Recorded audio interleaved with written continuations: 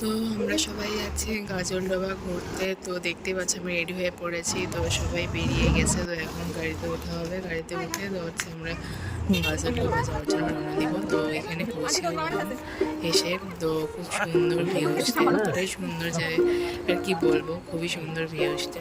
তারপরে সবাই একটু হাঁটতে হাঁটতে গেলাম, ছবি টবি তুললাম কয়েকটা। তারপরে ওখান থেকে আরেক জায়গায় গেলাম। ওখানে হচ্ছে যে মাছ, চিংড়ি মাছ, কাঁকড়া সব বিখ্যাত। ওই জায়গায় যায় তারপরে কিছু খাওয়া দাওয়া করলো সবাই। তারপরে আমরা বেরিয়ে গেছি।